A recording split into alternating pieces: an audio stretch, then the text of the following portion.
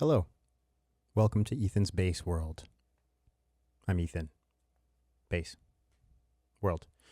Today I listened to the 1989 album Presto by Rush, unfortunately. I'm mostly kidding, but I gotta be honest, I didn't really super enjoy it. I don't know what it was, and I listened to it twice to try to figure it out.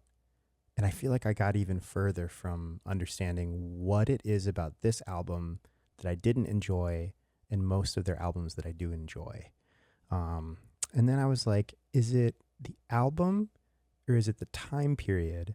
I was thinking about 1989, the year my older sister was born, the year Batman came out, right?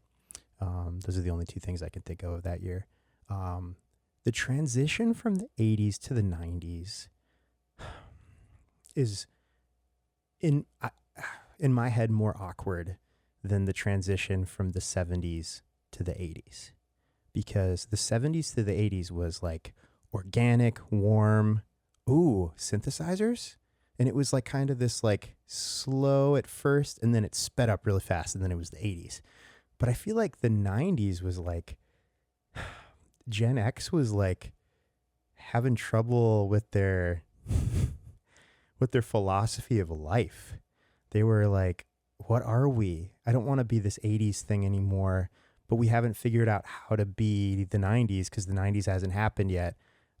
This is maybe just total bullshit, but I feel like the transition from the 80s to the 90s is like middle school to high school, where you're just like, I know the cool thing is coming soon, but it's going to be really weird to get there. And that's what this album sounded like. It sounded like an album that knew that grunge was coming in 2 years. It sounded like an album that knew Nirvana and Alanis Morissette and Soundgarden and Alice in Chains were coming, and Smashing Pumpkins, but that sound wasn't quite there yet. It was still like late 80s Metallica, late 80s, dance music, but like a little darker, a little less keyboards, a little more guitar, but not an authentic rock sound yet. Still kind of an 80s vibe. So all of it felt really unsure to me. Even the songwriting felt unsure of itself. And I felt unsure about myself when I was listening to it. I was like, am I a true Rush fan? Do I love this band?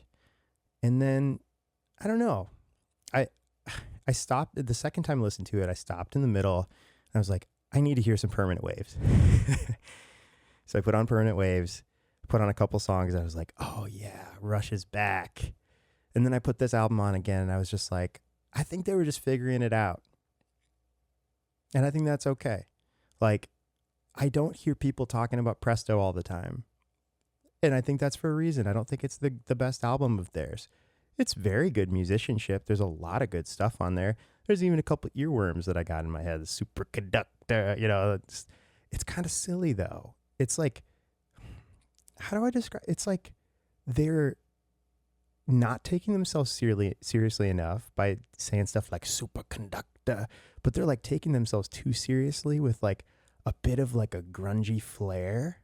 Am I like thinking about this too hard? Because grunge wasn't even a thing yet. I mean, it sort of was, because Nirvana's first album was this year, I think, 89. So it's just like, I don't know what's going to happen to Rush. I feel like, first of all, this album was a precursor to Red Hot Chili Peppers' One Hot Minute in a super weird way. Like weird, sad, experimental, a little bit dark, but like kind of peppy and poppy and funky.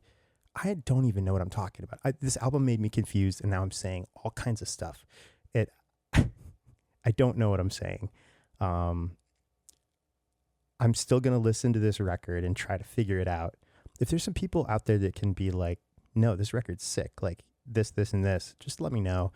This one wasn't for me so far, but I know that I'm a lifelong Rush fan, and it's my duty to figure out all the stuff that I don't get. So that's it.